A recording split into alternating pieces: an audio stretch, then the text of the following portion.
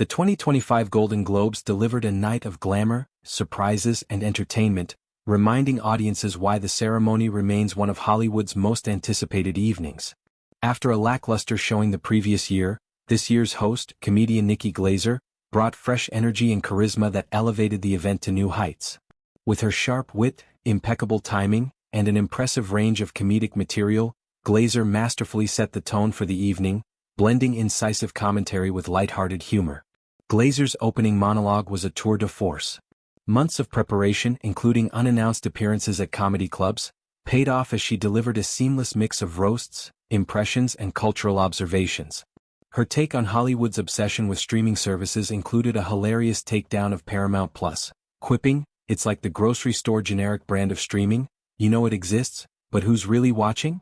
The audience erupted in laughter, including many who likely appeared in Paramount+ productions.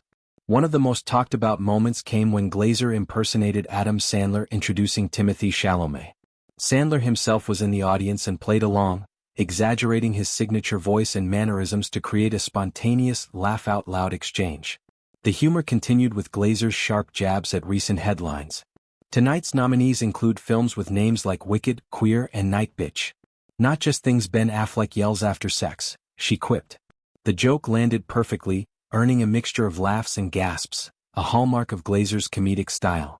Her wardrobe was as much a part of the show as her jokes. Starting with a strapless gold ball gown on the red carpet, she transitioned into a dazzling silver number for the opening monologue, and then proceeded to don a series of elaborate costumes throughout the evening. Each new outfit, from a sequin pink dress to a daring feathered cape, was met with cheers and social media praise. Viewers likened her to an award show chameleon, effortlessly shifting styles to keep the audience engaged. Meanwhile, the red carpet was a runway of retro-inspired fashion. Ariana Grande's Audrey Hepburn homage in vintage Givenchy was the epitome of elegance, while Selena Gomez channeled Jackie Kennedy in a timeless Prada ensemble. Nicole Kidman, always a fashion favorite, went full Catherine Deneuve with a bouffant hairstyle and sleek black gown.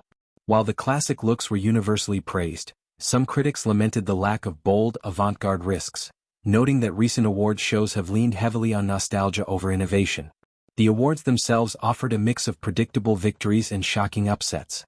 Films like Emilia Perez and The Brutalist lived up to expectations, securing several major wins. However, the night also belonged to dark horses and overlooked gems. Demi Moore took home Best Actress for her haunting performance in The Substance, a role that marked a major comeback for the actress. Her acceptance speech, where she reflected on the struggles of her career and personal life, brought tears to the audience. "It's never too late to believe in yourself again," she said, her voice trembling. Another emotional moment came from Tadanobu Asano, who won Best Actor for his role in the Japanese historical drama Shogun. Asano's genuine surprise and humility shone through as he exclaimed, "Maybe you don't know me. My name is Tadanobu Asano." Wow. His heartfelt gratitude transcended any language barrier, making him one of the night's standout winners. On the flip side, the evening wasn't without controversy. Anora, considered a top contender, went home empty-handed. The film's creators appeared visibly upset, and social media buzzed with debates over whether it had been snubbed or simply outshined. Similarly, the introduction of the Cinematic and Box Office Achievement Award drew mixed reactions.